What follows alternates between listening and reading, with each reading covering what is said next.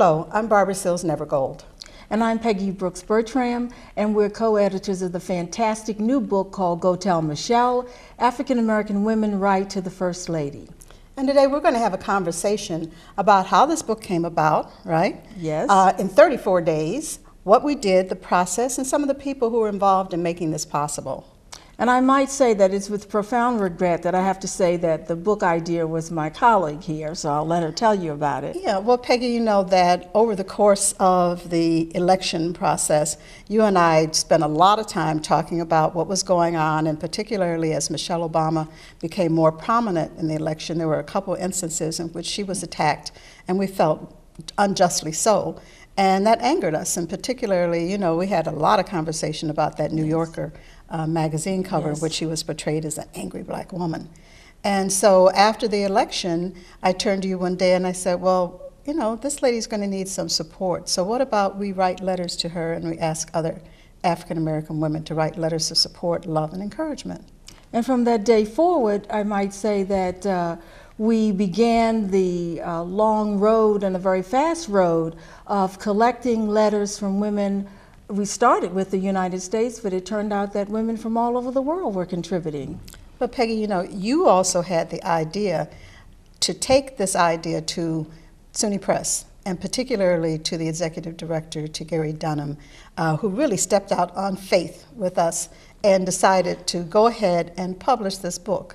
Yes, he did, and I recall calling him in Oregon when he was away on a conference and explaining to him that we had an idea, we thought we could do it very quickly, it needed to be done very quickly, and his response was, if you can let me get back to my office on Monday morning, I will, you know, give you an answer. But we know that he, subsequent to that, began looking online and having his staff look online to see if anyone else had even remotely had an idea like we had. And when he came back Monday, we were ready to go. Sure. So on November 11th, we drafted an email and sent that out to maybe about 600 subscribers to the Uncrowned Queens listserv.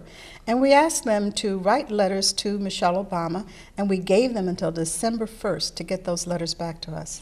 That was an incredible turnaround time because women spent Thanksgiving holiday, Christmas, trying to, particularly Thanksgiving holiday, sending letters to us, making sure that they were in order. And it was a response from a number of states in the United States, the Caribbean, the Europe, and Africa. And you remember, they weren't the only ones spending their Thanksgiving holiday and their Christmas holiday looking at letters, because we spent much of that time going through all the letters, editing, reviewing, typing, calling. You even called some of the contributors to ask them. Absolutely. And when we were editing the letters and the poems, one of the things that we did in terms of calling them was to find out whether they were using words that they wanted to use, if they had the proper commas, and what have you. And they were really very encouraging and very responsive to us when we knew that we were on this runaway train trying to meet this deadline. And the deadline was December 26th. 26th, so that the 25th, I recall being in my pajamas most of the day, you know, going through the edits, maybe 10 pages of edits, you know, which we immediately had to look over on the 26th, and then get back to SUNY Press. And after that, we had a book. We had a book. We had a book in 34 days. We had a book of 100 letters from women all over the country, some in Africa.